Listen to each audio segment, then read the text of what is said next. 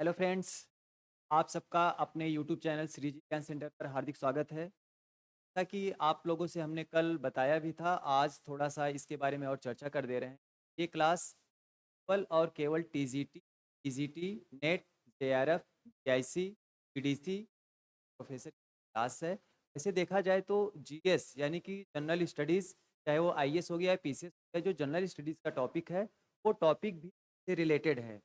यानी कि वो हम लोग सभी कोर्सेज़ के लिए यूज़ कर सकते हैं और यहाँ से क्वेश्चन भी आते हैं कि ये सामान्य परिचय कल की क्लास में हम लोग थोड़ा-सा पढ़ा था। आज फिर स्टार्ट करते हैं अ, भारत का सामान्य परिचय। पार्ट 2 है, कल थोड़ा-सा हुआ था इसमें, इसके आगे आज कंटिन्यू करते हैं।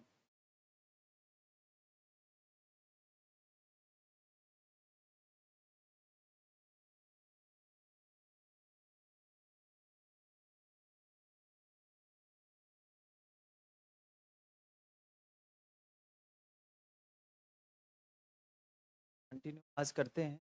कल की क्लास में यहाँ पे इसकी लंबाई की बात किए थे। भारत की लंबाई यानी कि नॉर्थ टू साउथ लंबाई क्या है, उत्तर से दक्षिण यानी कि लद्दाख से लेके कन्याकुमारी तक की बात की जाए, ये है 14 किलोमीटर। ये है नॉर्थ साउथ। और बात करते हैं अगर इसकी वेस्ट टू ईस्ट यानी कि गुजरात से लेके अरुणाचल प्रदेश, अगर इसकी लंबाई की बात करें, ये लंबाई है 9 किलोमीटर है, वेस्ट टू या ईस्ट टू वेस्ट। ये इंडिया की लंबाई है। इसके क्षेत्रफल के बारे में कल चर्चा हो ही गया था। इसका नॉर्थ पॉइंट क्या है, साउथ पॉइंट क्या है, वेस्ट पॉइंट क्या है और ईस्ट पॉइंट क्या है, इसमें लोग थोड़ा सा कंफ्यूज रहते हैं एग्जाम में, क्योंकि भारत का जो दक्षिणी बिंदु है, यहाँ पे इसके पहले वाली जो क्लास हुई है जिसमें हम लोगों ने अक्षांश और देशांतर यानी कि लैटीट्यूड और लॉन्गिट्यूड को पढ़ा है, तो भारत से जो ये लैटीट्यूड लाइन है, ये लाइन 8 डिग्री 4 मिनट से ये लाइन पास हुई है, जो भारत का सबसे दक्षिणी बिंदु है। यानी कि यहाँ पे भारत खत्म हो जा रहा है। इसके बाद फिर इंडियन ओशन यानी कि हिंद महासागर शुरू हो रहा है। इसके नीचे श्रीलंका है।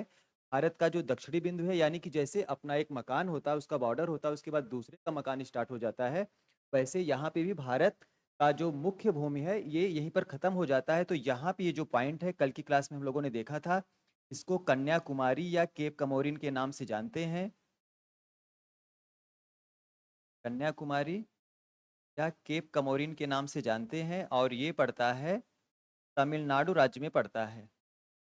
लेकिन इसके बाद भी भारत के पास कुछ द्वीप समूह है, जैसा कि आप लोग सब लोग जानते ही होंगे। इधर जो महासागर या सागर है, वो बंगाल की खाड़ी के नाम से जाना जाता है। इसमें भारत के कुछ द्वीप समूह है, जैसे अंडमान निकोबार द्वीप समूह हो गया, अंडमान और निकोबार। तो यहाँ पर देखेंगे ये 8 डिग्री 4 मिनट है। इसके बाद फिर यहाँ से क्या है, एक इसी द्वीप समूह का एक पार्ट है जिसे ग्रेट निकोबार के नाम से जाना जाता है। ग्रेट निकोबार, और इसकी अगर बात करें तो ग्रेट निकोबार तो ये भारत का ही पार्ट है, लेकिन इससे भी क्या है, दक्षिण में है।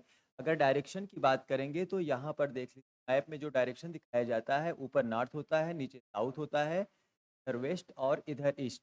तो भारत की अगर बात करेंगे तो ये भारत का दक्षिण है, भारत का ये मुख्य भूमि है। इसके अलावा भारत का एक पार्ट ये भी है, जैसे अपने घर में होता है, जो अपना मेन घर होता है वो तो रहता ही है। इसके अलावा कभी क्या होता है, कुछ दूरी पर भी एक मकान हो जाता है, लेकिन वो रहता है, अपना ही रहता है। वैसे ही ये भारत के मुख्य भूमि से थोड़ा सा हटके है, जिसे ग्रेट निकोबार के नाम से जाना जाता है।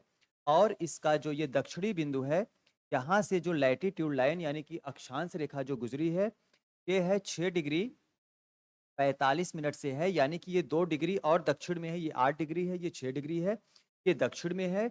और यहाँ से यहाँ पे जो भारत का जो मुख्य बिंदु है, वो इंदिरा पॉइंट के नाम से जाना जाता है।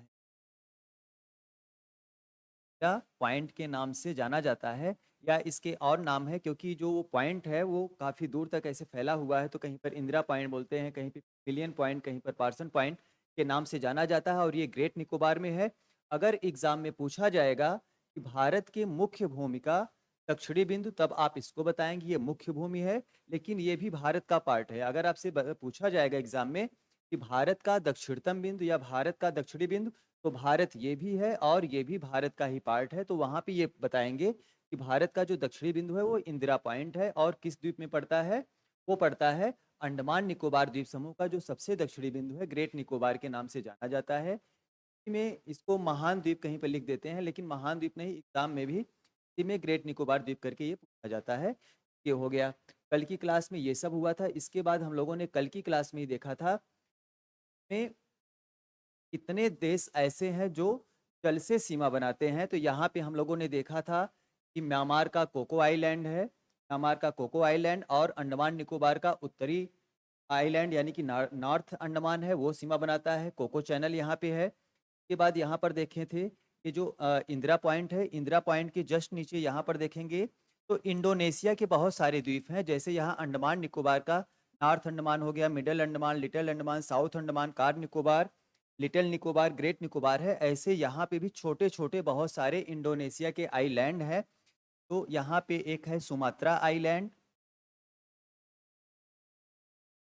यहाँ पर देखेंगे तो सुमात्रा आइलैंड है, इधर जावा है, फिर इंडोनेशिया है। तो अगर इसकी बात करेंगे तो इसके और इसके बीच में जो जल की सीमा है वो 200 नाटिकल के अंदर है। इसीलिए इसको क्या कर देते हैं कि ये पार्ट इंडिया और ये जो इंडोनेशिया है इसके बीच में जल से सीमा यहीं पर डिसाइड कर दिए हैं। और इसके बीच में जो एक चैनल है उसे ग्रेट चैनल के नाम से जाना जाता है। इंडोनेशिया और भारत का, यानी कि इंडोनेशिया का सुमात्रा द्वीप और भारत का ग्रेट निकोबार के बीच में जो जली सीमा है, तो चैनल यानी ग्रेट चैनल के नाम से जाना जाता है। हिंदी में महान चैनल लिख दिया जाता है, लेकिन कभी कभी एग्जाम में हिंदी में भी ग्रेट चैनल करके पूछ लिया जाता है कि ग्रेट चैनल कहाँ पे है या ग्रेट चैनल किसको किससे अलग करता है। तो आप बताएंगे ग्रेट चैनल भारत के ग्रेट निकोबार को और इंडोनेशिया के सुमात्रा द्वीप को अलग करता है। तो एक ये हो गया जल से सीमा बनाने वाला देश। दूसरा हो गया था यहाँ पे म्यांमार का कोको। तीसरा यहाँ पर देखेंगे जो 8 डिग्री है, ये 8 डिग्री 4 मिनट है, यानी कि इससे थोड़ा सा ऊपर यहाँ पर मिनिकॉय द्वीप है। और इसको ध्यान में रखिए, ये भी एग्जाम में पूछा गया है कि लक्षद्वीप का सबसे छोटा द्वीप कौन सा है। तो लक्षद्वीप का सबसे बड़ा द्वीप कौन सा है? तो लक्षद्वीप का सबसे बड़ा द्वीप ये मिनिकॉय है। नाम इसका मिनी है, लेकिन क्या है, ये सबसे बड़ा द्वीप है। और इसी के बीच में क्या है, ये जो 8 डिग्री चैनल है, 8 डिग्री क्या है, यही जो अक्षांश रेखाएं हैं, 8 डिग्री, 9 डिग्री, 10 डिग्री, 11 डिग्री, वही क्या है, अक्षांश रेखा है। और इसी के नीचे मालदीव है, और ये मालदीव क्या कर रहा है, इसके बीच में सीमा बना रहा है। इसके बाद फिर यहाँ पे कल देखे थे श्रीलंका है, श्रीलंका के बीच में क्या है, मन्नार की खाड़ी है, एडम्स ब्रिज है, सेतु समुद्रम, उसी को बोलते हैं। और यहीं पे पाक स्टेट है। ये सब कल की क्लास में हुआ था। आज हम लोग देखेंगे यहाँ जो भारत है, भारत के लगभग मध्य से या लगभग सेंटर से एक लाइन पास होती है, भारत के लगभग सेंटर से एक लाइन पास होती है। इससे या तो हम इसको दूसरे पे दिखा देते हैं, यहाँ पे आप लोगों ने तो देखा ही है, कल की क्लास में थोड़ा सा इधर उधर हो गया था, तो आज इसमें देख लीजिए, दूसरे पेज पे हम दिखाते हैं। और यहाँ पर देखिए,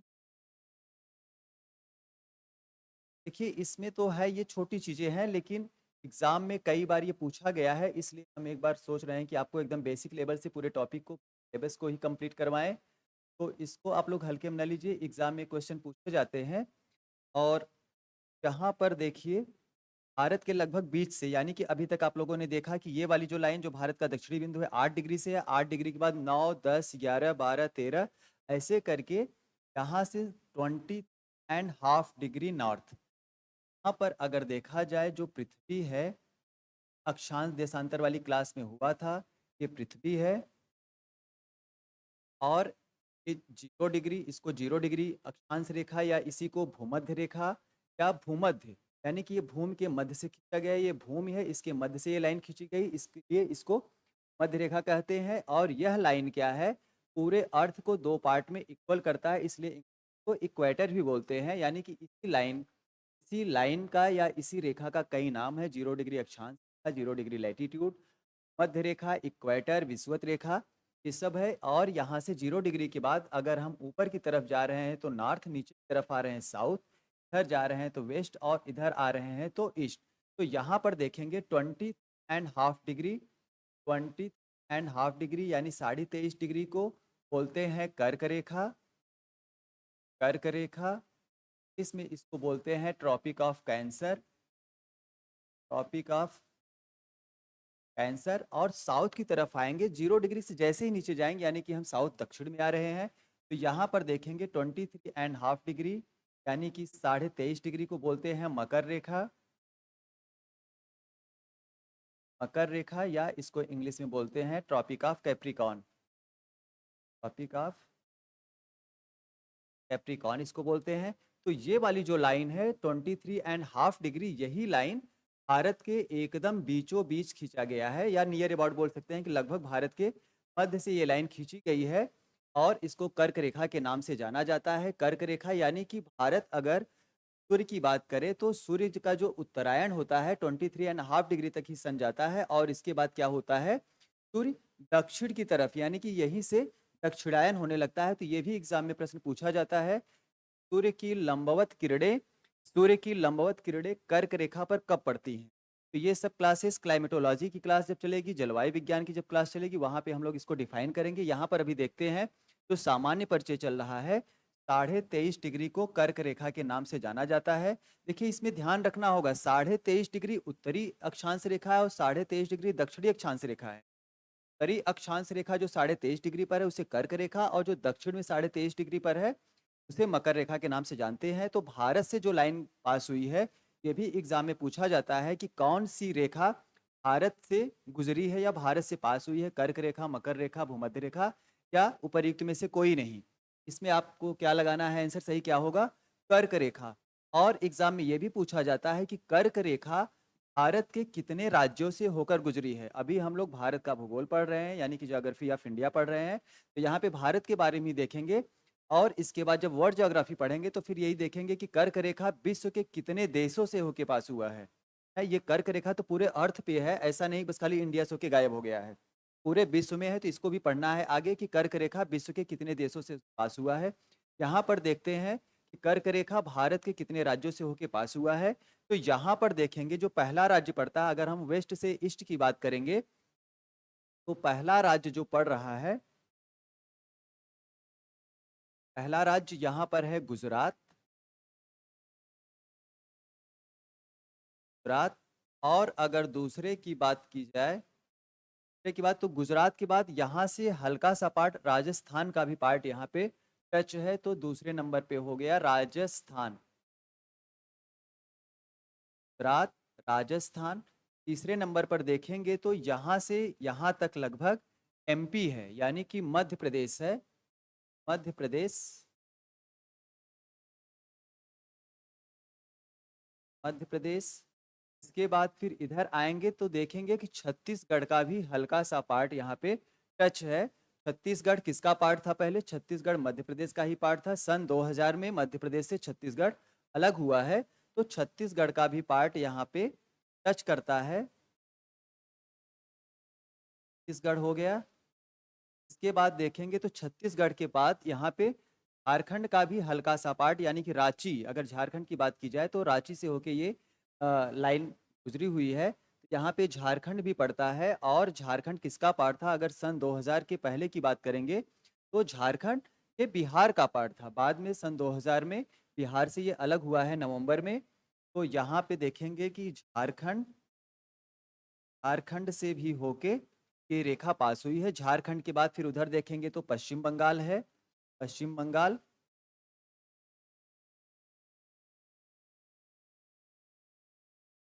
और पश्चिम बंगाल के बाद ये वाला जो पार्ट है, ये जो छोटा पार्ट है, ये त्रिपुरा है। त्रिपुरा। और त्रिपुरा के बाद लास्ट में क्या है, मिजोरम। और आपके एग्जाम में कभी कभी नंबर्स ऑफ स्टेट पूछ लिए जाते हैं कि ट्रॉपिक ऑफ कैंसर यानी कि कर्क रेखा भारत के कितने राज्यों से होकर गुजरती है। यह दोस्तों कितने राज्यों से होकर गुजरती है, 8 राज्यों से होकर गुजरती है। इनका नाम क्या है, अगर ऐसे याद करेंगे तो भूल जाएंगे, कंफ्यूज रहेंगे। आपको एक एक प्रॉपर लोकेशन याद करना है कि कौन सा लोकेशन कहाँ पर है।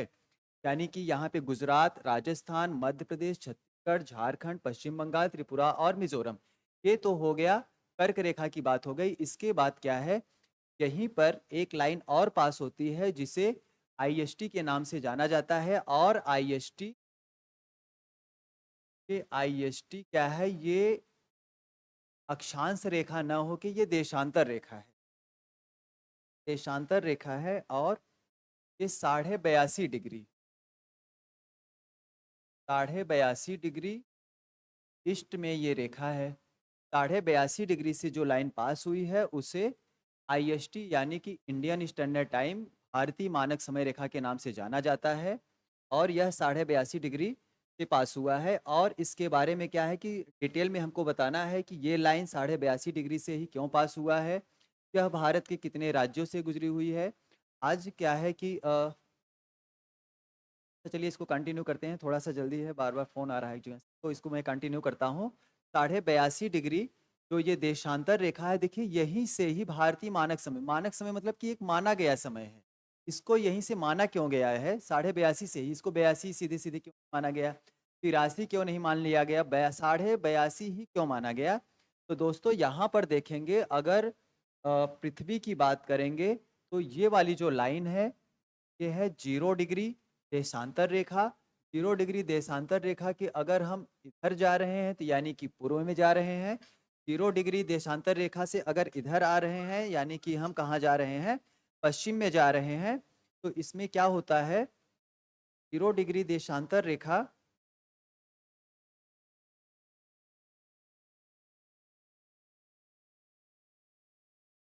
0 डिग्री जो ये देशांतर रेखा है, ये जीएमटी यानी कि ग्रीनविच मीन टाइम। ग्रीनविच कहाँ पे है, ग्रीनविच लंदन का एक शहर है, लंदन यानी ब्रिटेन, ब्रिटेन का एक शहर है, वहीं से ये लाइन पास हुई है। अ, लंदन के ग्रीनविच से ये लाइन पास हुई है, इसीलिए इसको ग्रीनविच मीन टाइम यानी कि ग्रीनविच माध्य समय के नाम से भी इसको जाना जाता है, या अंतरराष्ट्रीय माध्य समय के नाम से भी जाना जाता है। अंतरराष्ट्रीय तिथि दूसरी है ना, इंटरनेशनल डेडलाइन वो दूसरा है। ये क्या है, अंतरराष्ट्रीय तिथि रेखा नहीं है, ये ग्रीनविच मीन टाइम है, ठीक है। और ये क्या है, आईएसटी, इंडियन स्टैंडर्ड टाइम, भारतीय मानक समय रेखा, भारतीय मानक समय। तो इसमें क्या हुआ, अगर हम इसकी बात करें तो भारत देखिए 8 डिग्री 4 मिनट, जो भारत का दक्षिणतम बिंदु है वो कहाँ पर है, भारत का दक्षिणतम बिंदु 8 डिग्री 4 मिनट पर है। ये 0 डिग्री हो गया, और ये नॉर्थ में है ना, 8 डिग्री 4 मिनट ये नॉर्थ में है। तो जीरो के बाद हम कितना जाएंगे, जीरो के बाद 1 डिग्री 2 डिग्री 3 4 5 6 7 8। तो यहाँ पर देखिए, मान लीजिए कि यही क्या हो गया, 8 डिग्री हो, ये लाइन हो गया 8 डिग्री 4 मिनट, 8 डिग्री 4 मिनट हो गया ये वाली। और ये कितने पर है, 37 डिग्री 6 मिनट। तो 8 के बाद ये 23 हो गया, ये 37 पे है, तो मान लीजिए कि ये लाइन क्या है, 37 डिग्री वाली लाइन ये हो गई। अब इसकी बात करेंगे, और ये कितने पर है, 68 degree 7 minute east. 68 degree 7 minute east पे क्या है, भारत का ये पश्चिमी बिंदु है, पूर्व में है, ठीक है। भारत का जो पश्चिमी बिंदु है वो 68 डिग्री 7 मिनट पूर्व में है। तो कहाँ पे पूर्व मिलेगा, अगर हम 0 डिग्री के पूर्व की तरफ जाएंगे यानी कि इधर आएंगे तो हमको मिलेगा 68 डिग्री। तो यहाँ पे 0 डिग्री हो गया, 0 डिग्री काउंट करेंगे 1 2 3 4 ऐसे करेंगे। तो मान लीजिए कि ये वाली लाइन हमको 68 डिग्री वाली लाइन मिली, 8 डिग्री 7 मिनट ईस्ट। और ये वाली जो लाइन है, ये लाइन है 97 डिग्री 6 मिनट पर ये लाइन है, सॉरी 97 डिग्री 25 मिनट। ये भारत का क्या है, बॉक्स है, बॉर्डर है ये। और ये वाली लाइन कहाँ पर है, ये 96 डिग्री, यहाँ पर मैं लिख दे रहा हूँ, ये वाली line 8 degree 4 minute north, 37 degree north, 8 degree 7 minute north हो गया, 90 25 मिनट फिर। तो इस वाले लाइन को मान लीजिए ये 68 डिग्री, ये वाली लाइन हो गई, यहाँ से फिर 68 70 ऐसे करते हुए आए, ये वाली लाइन हमको कहाँ पे मिली, 97 डिग्री वाली लाइन ये हो गई, 97 डिग्री 25 मिनट ईस्ट। ठीक है, तो अगर भारत की बात करेंगे दोस्तों, तब यहाँ पर देखिए कि ये वाली जो लाइन है, भारत का ये दक्षिणी बिंदु हमको यहाँ पर मिला, भारत का उत्तरी बिंदु यहाँ पर मिला हमको, ये वाली 37 डिग्री वाली लाइन। और ये वाली लाइन हमको कौन सी मिली, ये वाली लाइन। और ये वाली लाइन कौन से मिली, ये वाली लाइन मिली। यानी कि अगर भारत का लोकेशन आपके एग्जाम में पूछा जा रहा है कि विश्व में भारत की स्थिति क्या है या भारत की अवस्थिति क्या है, तो आप क्या बताएंगे, ये है 0 डिग्री वाली लाइन, 0 डिग्री के ऊपर, यानी कि भारत कहाँ पर है, उत्तर में है। तो आप बोलेंगे उत्तर, यानी कि ये जो गोले का आधा है 0 डिग्री के ऊपर, उसको बोलते हैं उत्तरी गोलार्ध या नॉर्दर्न हेमिस्फीयर। नॉर्दर्न हेमिस्फीयर उत्तरी गोलार्ध, और 0 डिग्री के नीचे दक्षिणी गोलार्ध। तो भारत का लोकेशन कहाँ पे है, 0 डिग्री के ऊपर है, यानी कि भारत उत्तरी गोलार्ध, और 0 डिग्री ईस्ट में है, यानी कि पूर्वी गोलार्ध में है। ठीक है, तो भारत की अवस्थिति या भारत का, इंडिया का लोकेशन क्या है, उत्तरी गोलार्ध और दक्षिणी गोलार्ध में भारत ये है। अब यहाँ पर देखेंगे आईएसटी की बात की जाए, तो ये वाला जो पॉइंट है ये 68 डिग्री 7 मिनट पे है, और ये 97 डिग्री 25 मिनट पूर्व है, ये सब है। तो यहाँ पर अगर हम देखते हैं पेज पे, अच्छा यहीं पर हम थोड़ा सा एक्सप्लेन कर दे रहे हैं। भारत का जो लॉन्गिट्यूडनल एक्सटेंशन है वो क्या है, कुछ ज़्यादा है, यानी कि 90, अर्थ क्या है 360 डिग्री रोटेट करता है 24 आवर में। पूरा 360 डिग्री, यानी कि एक चक्कर लगाता है 24 घंटे। अगर 1 घंटे की बात की जाए तो ये कितना हो जाएगा, 1 आवर की बात की जाए,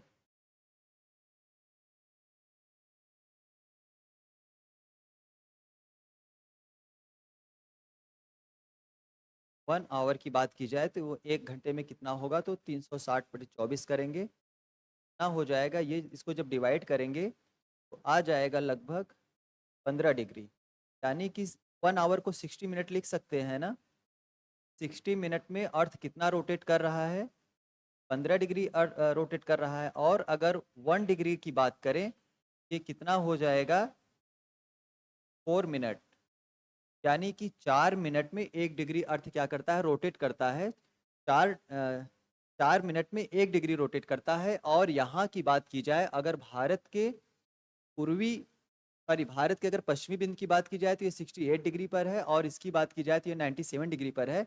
तो अगर इसका latitudinal extension, sorry longitudinal extension की अगर बात की जाए, यानी कि देशांतरी विस्तार की बात अगर करेंगे, तो यहाँ पे कितने डिग्री का डिफरेंस आ जाएगा, ये हो जाएगा 97 degree 25 minute minus 8 degree 7 minute. इसको कर लेंगे तो क्या हो जाएगा, इनके बीच का क्या आ जाएगा, डिफरेंस आ जाएगा कि कितने डिग्री का डिफरेंस है। तो यहाँ पर देखेंगे इन दोनों के बीच में, लगभग 30 डिग्री का डिफरेंस आता है। लगभग कितने डिग्री का डिफरेंस आ रहा है, 30 डिग्री का डिफरेंस आ रहा है। और 1 मिनट पे, 1 डिग्री पे 4 मिनट का डिफरेंस आ रहा है, 1 डिग्री पे 4 मिनट का डिफरेंस। तो 30 डिग्री पर कितने मिनट का डिफरेंस आ जाएगा, लगभग 120 मिनट। और 120 मिनट को 2 आवर लिख सकते हैं ना, 2 घंटे। यानी कि सूर्य को, सन को यहाँ से यहाँ रोटेट करने में, यानी कि अरुणाचल प्रदेश से गुजरात आने में लगभग 2 घंटे का समय लग जाता है। यहाँ पे 2 घंटे का डिफरेंस आ जा रहा है। इन्हीं डिफरेंस को कम करने के लिए, यानी कि टाइम को मैनेज करने के लिए, इक्वल करने के लिए ये मानक समय रेखा को माना गया है। और मानक समय रेखा 82.5 डिग्री को ही क्यों माना गया है, इसके लिए लंदन के ग्रीनविच पे ये जो 0 डिग्री वाली लाइन है, 0 डिग्री देशांतर रेखा है, ये लंदन का एक शहर है ग्रीनविच, वहीं पर एक मीटिंग हुआ था सन 1984 में। वहाँ पे ये डिसीजन लिया गया था सभी कंट्री का अपना अपना एक मानक समय होगा, और जो मानक समय होगा वो उस कंट्री के लगभग बीच से होगा। तो यहाँ पे देखिए, ऐसा नहीं जैसे रसिया क्या है, रसिया का लॉन्गिट्यूडनल एक्सटेंशन ज़्यादा है, यहाँ पे तो थोड़ा सा है, लगभग 30 डिग्री का है, तो यहाँ पे 2 घंटे का आ जा रहा है, वहाँ पे तो कई घंटे का, लगभग 12 से 14 घंटे का डिफरेंस आ जाता है। इसलिए वहाँ पर क्या है, कई सारे मानक समय रेखा माना गया, और सबसे ज़्यादा मानक समय रेखा किसके पास है, रसिया के पास ही है। 9 मानक समय रेखाएं हैं। भारत में एक मानक समय रेखा है, इसको भारत के मध्य से लिया गया। इसका मध्य कैसे निकलेगा, यानी कि 97 degree 25 minute plus 68 degree 7 minute divided by 2 करेंगे तो कितना आएगा, 82.5 डिग्री आएगा। इसीलिए 82.5 डिग्री को भारतीय मानक समय रेखा मान लिया गया। अब एग्जाम में पूछा जाता है कि जो भारतीय मानक समय रेखा है यह भारत के कितने राज्यों से होकर गुजरता है। तो यहाँ पर देखेंगे ये उत्तर प्रदेश है, और उत्तर प्रदेश के जस्ट नीचे आएंगे तो क्या पड़ता है, छत्तीसगढ़ ना। दो राज्य हो गए, उत्तर प्रदेश, उत्तर प्रदेश हो गया। इसमें देखिए याद करने का जो तरीका है, जो प्रदेश वाले राज्य हैं वो तीन हैं, उत्तर प्रदेश, मध्य प्रदेश और आंध्र प्रदेश। ये तीनों को अलग कर दीजिए, तीन हो गए, प्लस छत्तीसगढ़ पड़ता है और उड़ीसा पड़ता है ना, यानी कि पांच राज्य, भारत के पांच राज्य इस पे पढ़ते हैं, भारतीय मानक समय रेखा पर पढ़ते हैं। इसमें देखिए कि थोड़ा-सा कन्फ्यूज़न है, कोई स्टूडेंट पूछता है कि कुछ बुक में दिया गया है कि यह रेखा नैनी से होके गुज़री है, कुछ लोग बताते हैं कि मिर्ज़ापुर से होके गुज़री है। देखिए ये लाइन ऐसा नहीं है कि ये लाइन बस खाली नैनी से हुआ और नैनी के बाद गायब हो गया, ऐसा नहीं है ना। तो लाइन पूरे भारत पे है कि नैनी मिर्ज़ापुर से ऐसे होते हुए गया है, दोनों सही है। ये लाइन नैनी से है, नैनी से होते हुए मिर्ज़ापुर से होते हुए ये लाइन पास हुई है। लोगों का टूर गया था यहाँ पे, तो देखेंगे मिर्ज़ापुर में एक मंदिर है, अष्टभुजा की मंदिर है। तो हम लोगों के जो सर थे डॉक्टर राधे श्याम दुबे सर, उन्होंने बताया था कि जो अष्टभुजा मंदिर है उसकी जो लास्ट वाली सीढ़ी है वहाँ से होके ये लाइन पास हुई है। ये जो भारतीय मानक समय रेखा है, ये मिर्ज़ापुर से भी है और नैनी से भी है, और ये दोनों सही है। अगर आप रटेंगे तो कन्फ्यूज़ रहेंगे, क्योंकि ये लाइन ऐसा नहीं कि नैनी में आया और नैनी के बाद गायब हो गया, फिर आके निकला उड़ीसा में, ऐसा नहीं है। ये तो पूरे भारत में है ना, पाँचों राज्यों से पूरा गया है, तो ये दोनों सही है। और अगर आपके एग्ज़ाम में पूछा जाएगा कि जो भारतीय मानक समय रेखा है, ये भारत के कितने राज्यों से होके पास हुई है, तो बताएँगे 5 राज्य। कौन-कौन से राज्य हैं? तो उत्तर प्रदेश, मध्य प्रदेश, आंध्र प्रदेश, छत्तीसगढ़ और ओडिशा। ये सारी चीज़ें हो गई, और इसके बाद इसमें एक टॉपिक और बच रहा है जो सामान्य परिचय है। अभी तक तो हम लोगों ने पढ़ लिया कि जल से सीमा बनाने वाले राज्य, फिर जल से सीमा बनाने वाले अंतर्राष्ट्रीय सीमा कौन से हो गए, यानी कि जल से सीमा बनाने वाले कितने देश हैं, और स्थल से सीमा बनाने वाले कितने देश हैं। अब देखते हैं कि ऐसा कौन सा देश है जो जल से भी सीमा बनाता है और स्थल से भी सीमा बनाता है, यानी कि दोनों जगह पे वो है। तो यहाँ पर देखेंगे दोस्तों, ये वाला जो पॉइंट है, ये गुजरात, गुजरात के बाद इधर पाकिस्तान है। तो पाकिस्तान ऐसा देश है जो जल और स्थल दोनों से सीमा बनाता है। पाकिस्तान जल और स्थल दोनों से सीमा बनाता है, ये हो गया, एक राज्य हो गया, यानी कि पाकिस्तान। यहाँ पर हम इसको थोड़ा सा लिख दे रहे हैं, यहाँ पर पाकिस्तान पहले नंबर पे हो गया जो जल और स्थल दोनों से सीमा बनाता है, पाकिस्तान। दूसरे नंबर पर यहाँ पर देखेंगे ये बांग्लादेश वाला जो पार्ट है, बांग्लादेश भी क्या कर रहा है, जल और स्थल दोनों से सीमा बना रहा है, बांग्लादेश। ये दो देश हो गए। इसके बाद तीसरे नंबर पर यहाँ पे देखेंगे ये जो म्यांमार है, म्यांमार यहाँ पे तो स्थल से सीमा बना रहा है, जिसमें अरुणाचल प्रदेश, नागालैंड, फिर नागालैंड के बाद उसके जस्ट नीचे कौन सा पड़ता है, मणिपुर है, और फिर इधर क्या है, मिजोरम है। तो ये जो क्या नाम है इसका, म्यांमार, म्यांमार ये इससे भी सीमा बना रहा है, प्लस नीचे अगर देखेंगे तो ये जल से भी सीमा बना रहा है, जिसमें वही कोको, और कोको के बाद नॉर्थ अंडमान है। तो तीसरे नंबर पर कौन सा हो गया, म्यांमार। म्यांमार जल और स्थल दोनों से सीमा बना रहा है, यानी कि तीन देश ऐसे हैं जो स्थल और जल से दोनों से सीमा बना रहे हैं। चार देश ऐसे हैं जो केवल जल से सीमा बना रहे हैं ना, जिसमें पाकिस्तान भी है, सॉरी पाकिस्तान नहीं है, इसमें क्या है, बांग्लादेश हो गया। बांग्लादेश के बाद फिर यहाँ पे क्या हो गया, बांग्लादेश किससे बना रहा है, बांग्लादेश नहीं बना रहा है जल से सीमा। आप लोग नहीं समझ पा रहे हैं, यहाँ पे सीमा कौन बना रहा है, म्यांमार बना रहा है, म्यांमार का कोको और उत्तरी अंडमान। इसके बाद फिर यहाँ पे इंडोनेशिया बना रहा है, दूसरा हो गया। तीसरे नंबर पे श्रीलंका हो गया, चौथे नंबर पे मालदीव हो गया। यानी कि जल से चार देश सीमा बना रहे हैं, जल और स्थल से तीन देश सीमा बना रहे हैं, और स्थल से केवल कितने देश सीमा बना रहे हैं, पाकिस्तान, अफगानिस्तान, चीन, नेपाल, भूटान और म्यांमार। ये सारी चीजें हो गई। भारत का जो सामान्य परिचय था आज कंप्लीट हो गया है। कल की टॉपिक हम लोग देखेंगे क्या बोलते हैं इसको, भौतिक विभाजन, यानी कि physical division of India, Bharat का भौतिक विभाजन। इसमें हम लोग पूरा हिमालय को डिवाइड करेंगे कि हिमालय के कितने पार्ट हैं, कैसे कैसे इसका फॉर्मेशन हुआ है। हिमालय के बाद फिर मैदान को पढ़ेंगे, मैदान के बाद फिर प्लेट्यू यानी कि पठार को पढ़ेंगे, इसके बाद समुद्र तटीय मैदान को पढ़ेंगे, और फिर इसके आगे नदियों को, चट्टानों को। इतने टॉपिक हैं, सभी आपका जो चल रहा है टीजीटी पीजीटी को खास करके इसमें फोकस किया गया है, टीजीटी पीजीटी। और ये सब टॉपिक ऐसे हैं जो सब में आते हैं, चाहे वो जीआईसी का हो गया, नेट जेआरएफ हो गया, जीडीसी हो गया, तो सबको टारगेट करके किया जा रहा है। और मैं गारंटी दे रहा हूँ कि कोई भी क्वेश्चन बाहर नहीं जाएगा। बस आपको आराम से इत्मीनान से पेन और कॉपी लेके बैठना है, एक एक चीज़ों को आराम से लिखना है। आप देखेंगे जैसे 2 महीने में सिलेबस कंप्लीट होगा, वैसे वैसे आपकी सारी चीज़ें कंप्लीट हो जाएंगी। लेकिन आपको थोड़ा सा पेशेंस के साथ काम करना है। और हाँ, लास्ट में मैं आपसे फिर कह रहा हूँ कि इस चैनल को लाइक करिए, इस वीडियो को लाइक करिए। लाइक इसलिए करना है क्योंकि ये वीडियो आपके लिए उपयोगी है। और क्या करना है, लाइक करने के साथ साथ में सब्सक्राइब भी करना है। सब्सक्राइब क्यों करना है? अगर आप सब्सक्राइब नहीं करेंगे तो कल जो वीडियो आएगा आपके पास नोटिफिकेशन नहीं जाएगा। तो नोटिफिकेशन जानने के लिए कि वीडियो आया है कि नहीं आया है, इसके लिए आपको सब्सक्राइब करना पड़ेगा। और इसके साथ में आपको शेयर भी करना है।